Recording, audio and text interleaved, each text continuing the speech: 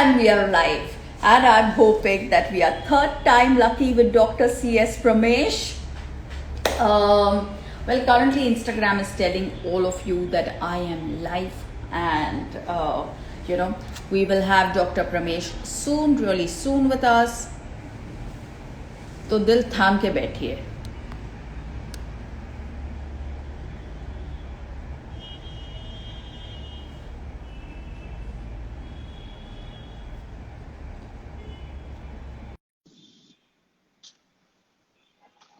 All right. For all those of you who have just joined us, Dr. Pramesh is the director of Tata Memorial Hospital. He's also the convener of the National Cancer Grid. He's here to answer as many questions on cancer that he possibly can on the live. And, he's someone that not just his patients, but also his peers look up to. For all those of you who follow him on Twitter, you can absolutely see his bent of mind, the stuff that he talks about, the information that he gives out. To me, he's really a doctor that I look up to, because cancer is something that each one of us fear.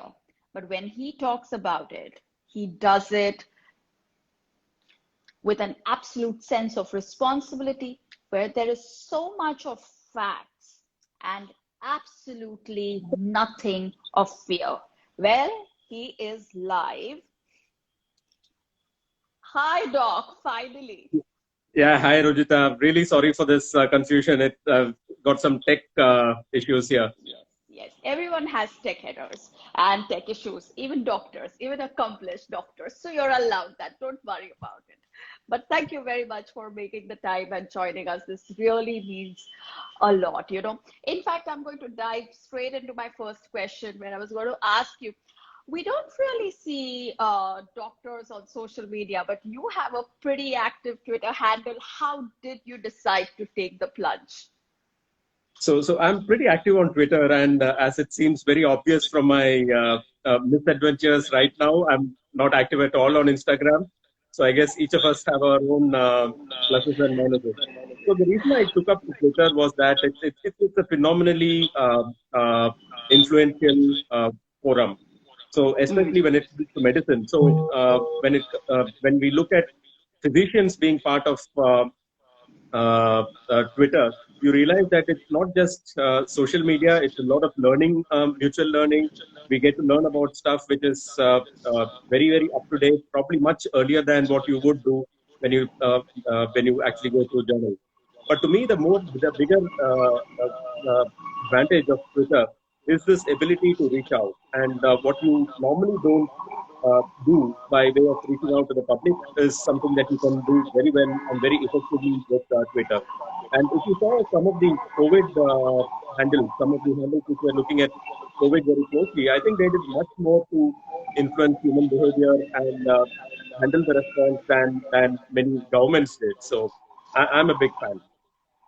Oh yeah, absolutely. And I'm sure that I'm a big fan of what you write about on Twitter, and I often read threads that you will either quote retweet or retweet, or I read the comments that you have. I read your tweets, and I find them extremely extremely informative and educational in nature.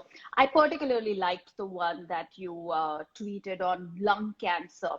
And I was really like, wow, we really need someone who talks about cancer like the way you talk about it, when you said that that anyone with lungs can have cancer. I think when someone in your position says it really touches one's heart, because also the campaign that you ran on with the hashtag of cancer is curable, along with the Tata Memorial Hospital. I think this was when we had done the whole donation drive together. So can you tell us more about it? Because, what was this campaign all about?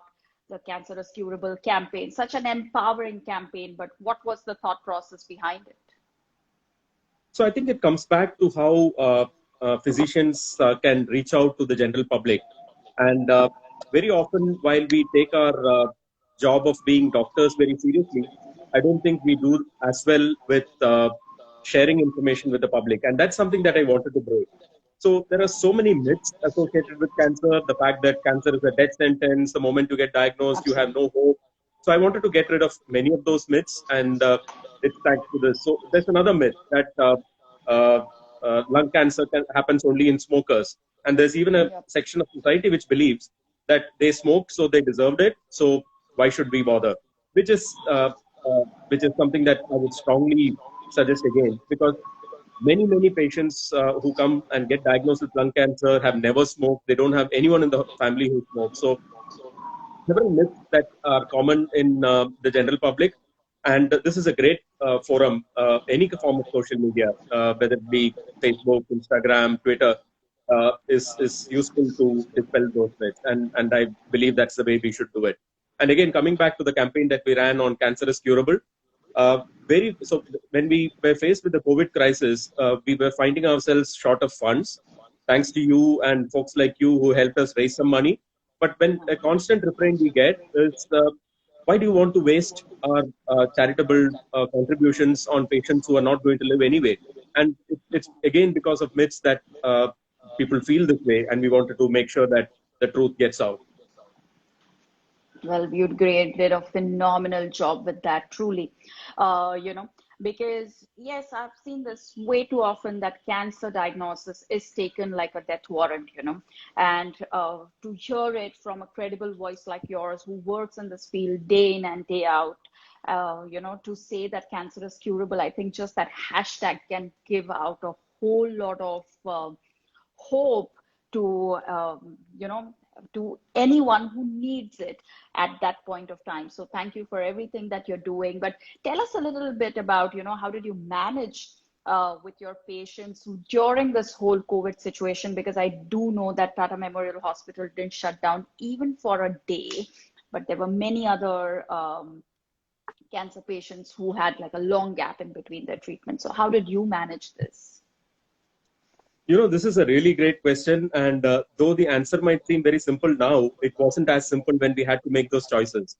So when the whole thing started in March and April, most hospitals were shutting down, either because they didn't have doctors to run it, or paramedical staff, or the support staff to run it, or because of the fear that doctors and nurses had that if they continue to work, they would develop COVID, and everyone was worried and scared at that time. We took a very hard decision, which in retrospect turned out to be the right decision.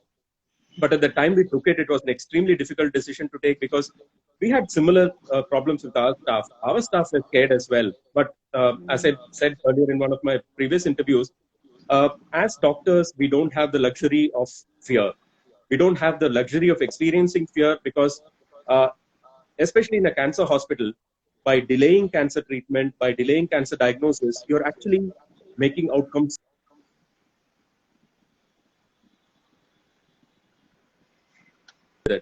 So a large number of our staff ultimately did end up testing positive, but fortunately, all of them have recovered, and it's thanks to the superb support that we've had with every single employee, whether it be the sweeper who swaps the floor to the director of the hospital. I think everyone put in their might and made sure that we did not have to stop cancer services even for a single day.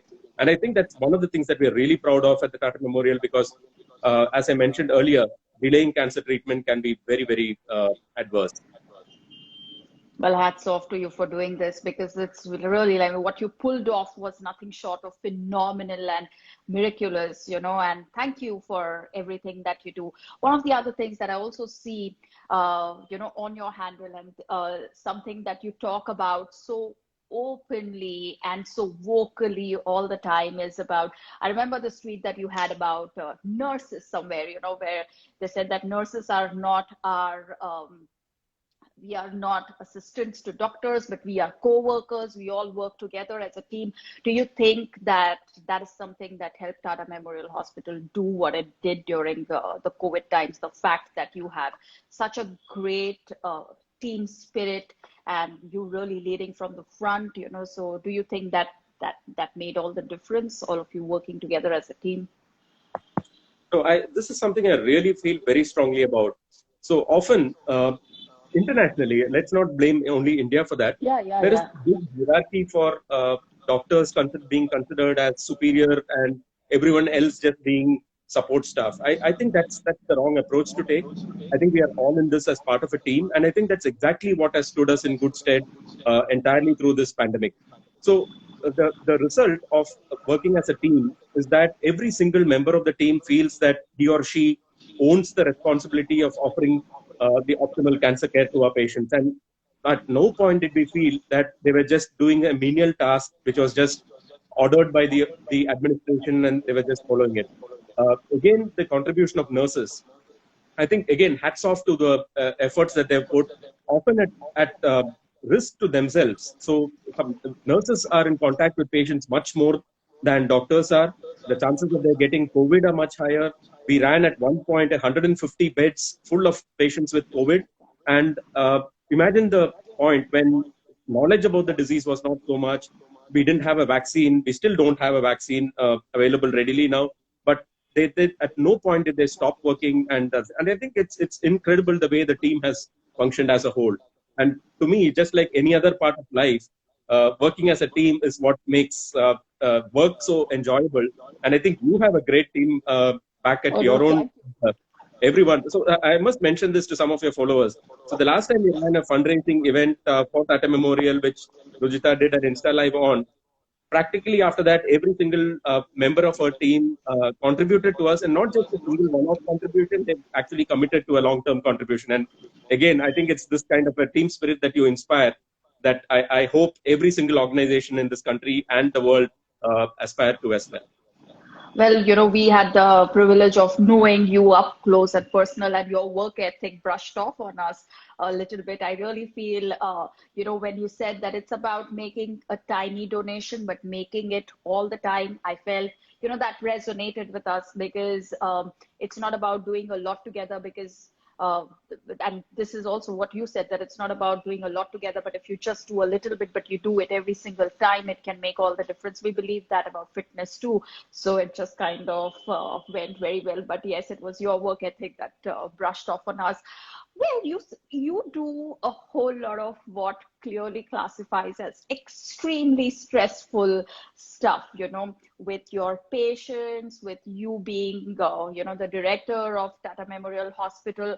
How do you unwind, really, or do you unwind at all?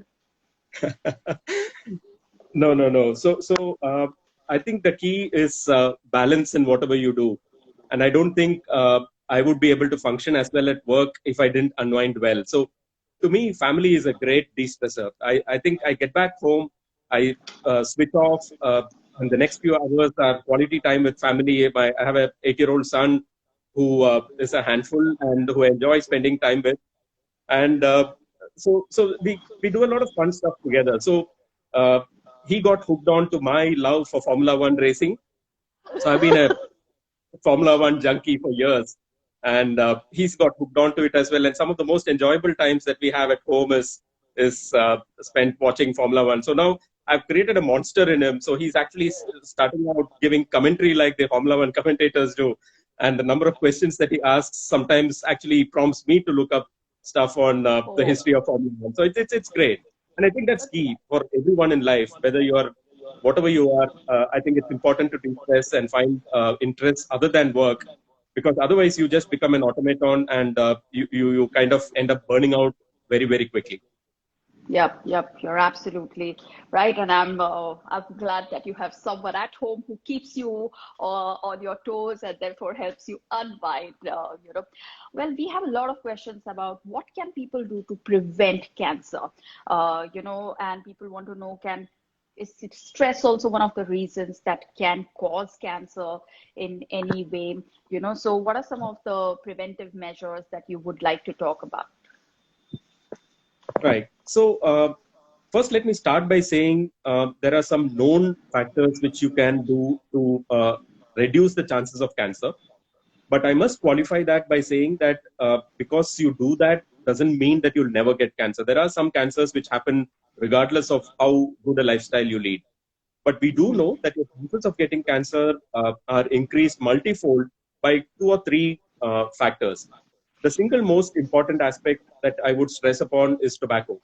Whether it is smoked tobacco, whether it is smokeless tobacco, all of them increase the chance of getting cancer. So I'll take the example of lung cancer, which I personally treat.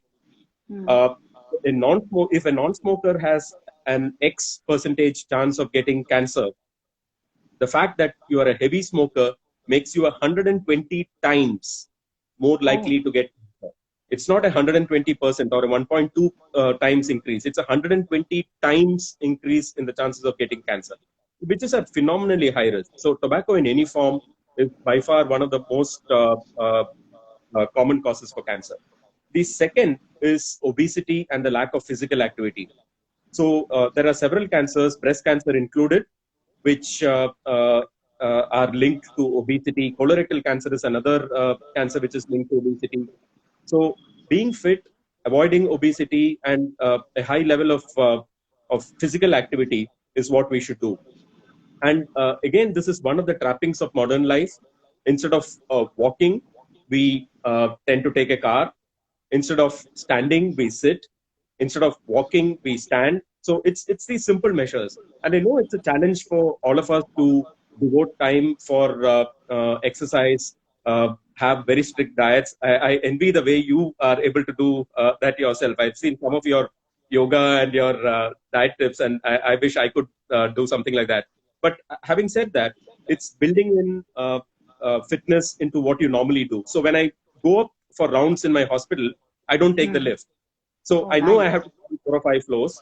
So I prefer to walk it up rather than take a lift, because why else will you devote another 5 minutes of your time just to do that exercise? You might as well build it into your normal routine so that it becomes part of life and not something that you need to devote it to.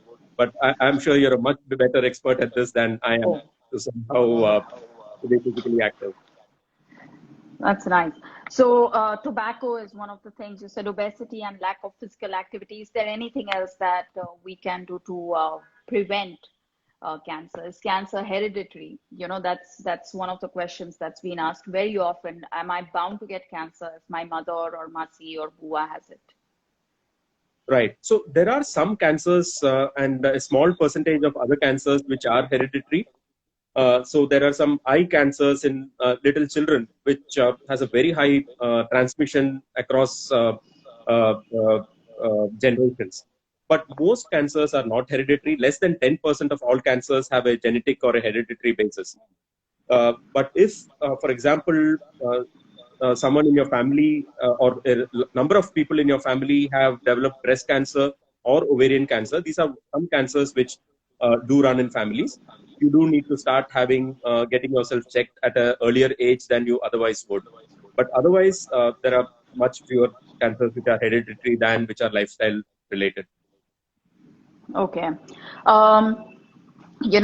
Abroad there is, often when we go for nutrition conferences, one of the things that we've started hearing about now are,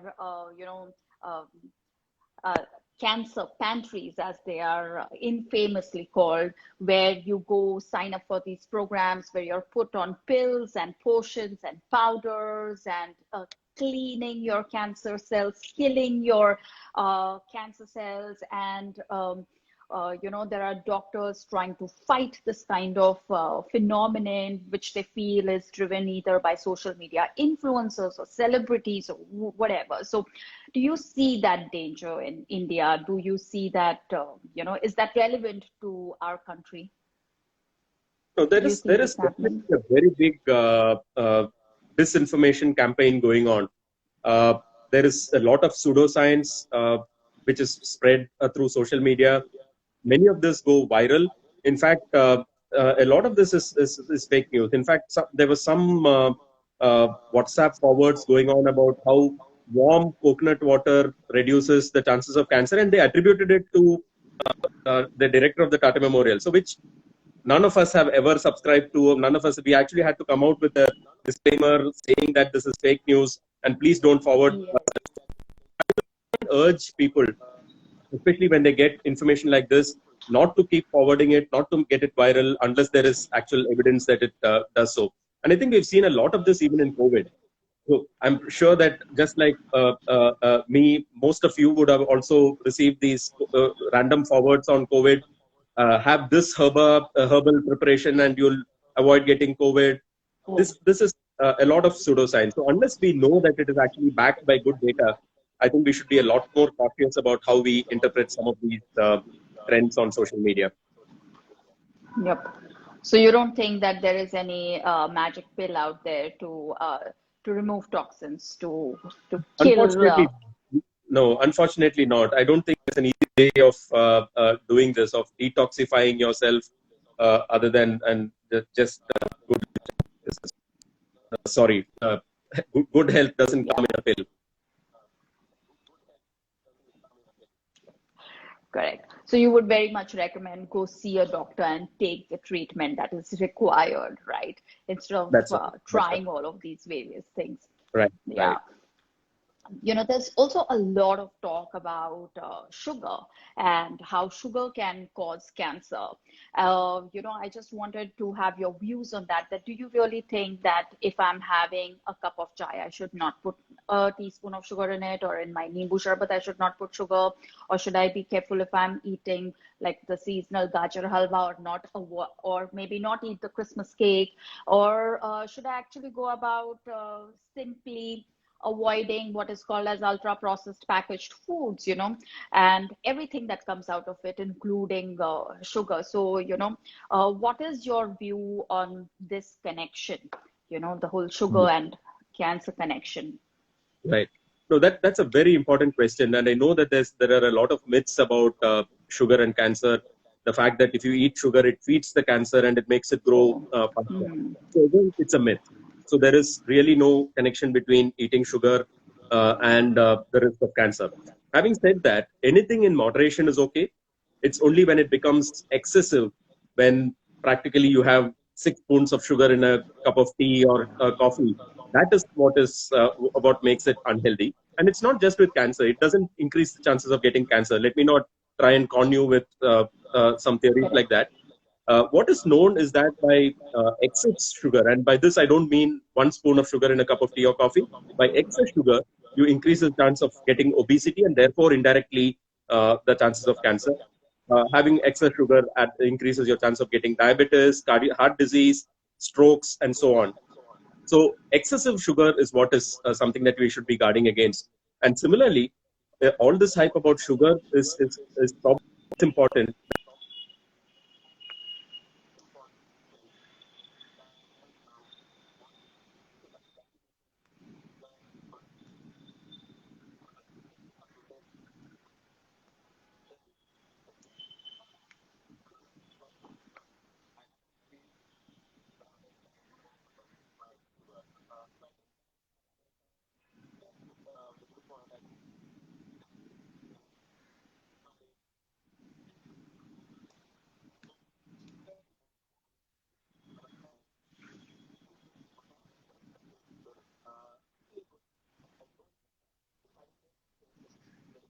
Are you able to hear me?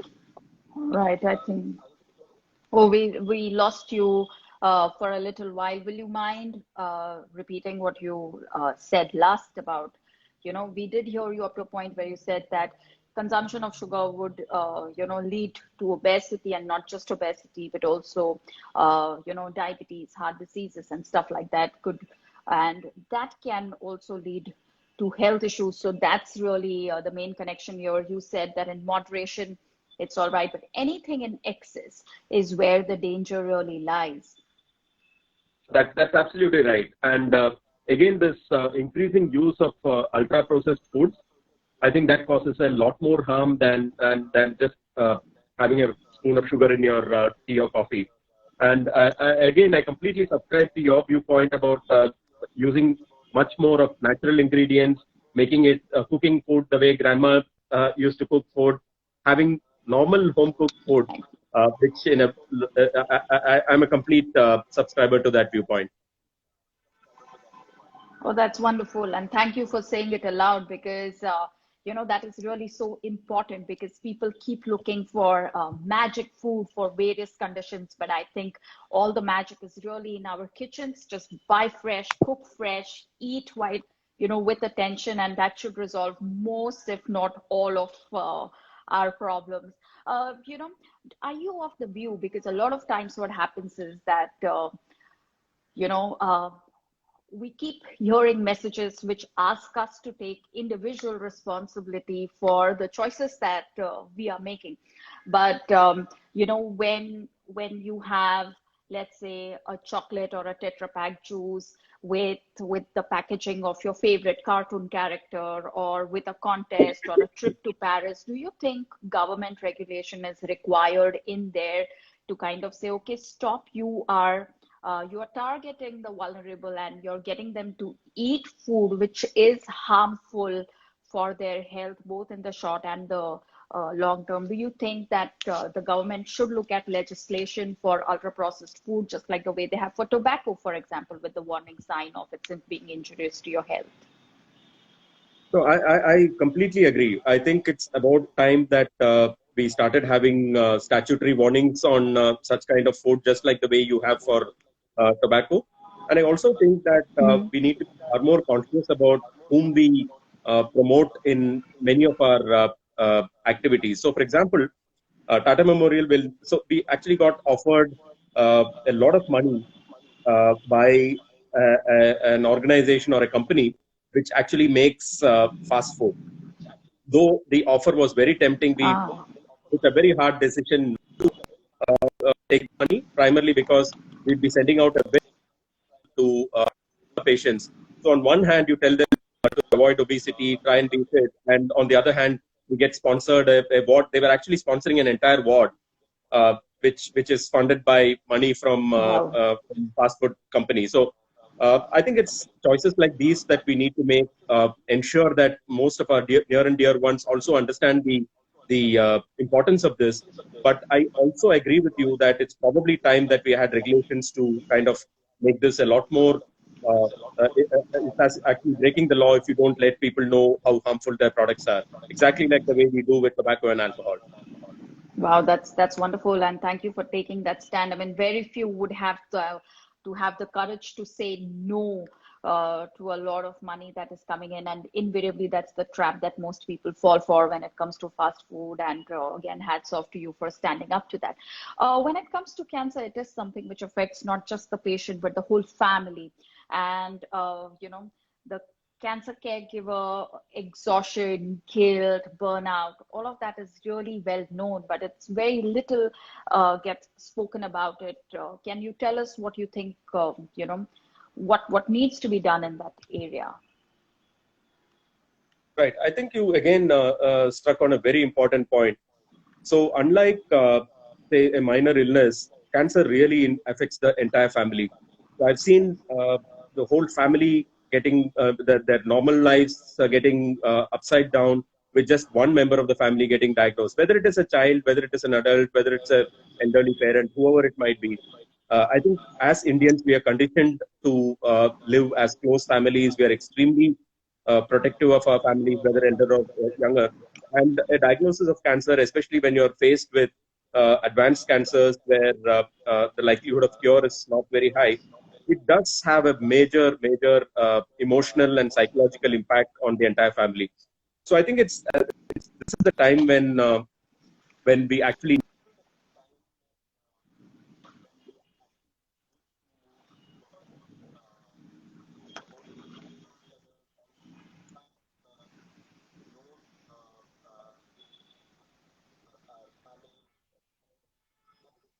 other illnesses because it gives you time to get used to the idea and treasure the time that you have with your near and dear ones because you know that the time that you have with them is finite and you need to use them well.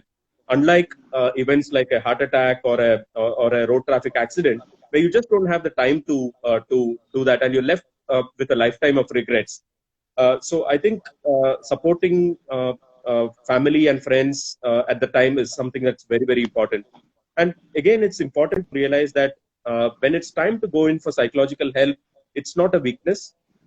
We all go through difficult times in life, and just getting counseling or psychiatric help is not actually is something that you need to be ashamed of, and we need to approach that a lot more broad-mindedly what we do now. Yes, that's wonderful.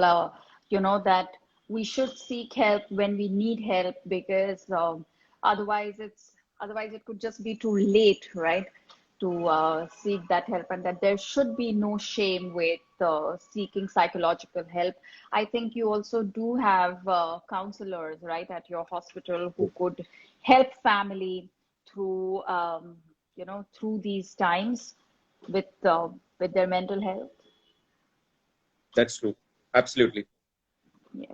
Is there anything on post-cancer care that you would like to talk about when people are cured of cancer or in remission? What are the things that they should be watching out for, or what are the things that they should avoid or compulsorily do every day? So I'll take this question in two parts. One related to the cancer itself, and the second about going on with life as usual. So as far as the cancer aftercare is concerned, obviously, whatever the stage of cancer, there is always a possibility that it can recur or come back. And if picked up Mm. early, you can actually still be able to cure even if it has come back. So watching out for any warning signal like a lump, some unusual bleeding, a mold that is growing suddenly. All of these are warning signals. A change in your bowel and bladder habits, any abdominal pain. So these are all things that you need to be on the watch out for, so that if there is Mm-hmm. a recurrence, you pick it up early and you're able to treat it. The second is with regard to the lifestyle itself. Uh, it's important to get as close to your normal lifestyle as possible, because very often I see patients with cancer getting dejected, completely stopping their routine life and just waiting for a recurrence to happen. So not only does this get you down, it doesn't increase your chances of getting cancer, obviously, but it just gets your family down. The entire atmosphere in the family goes down. So what we can't control is not something that we should be worried about. As long as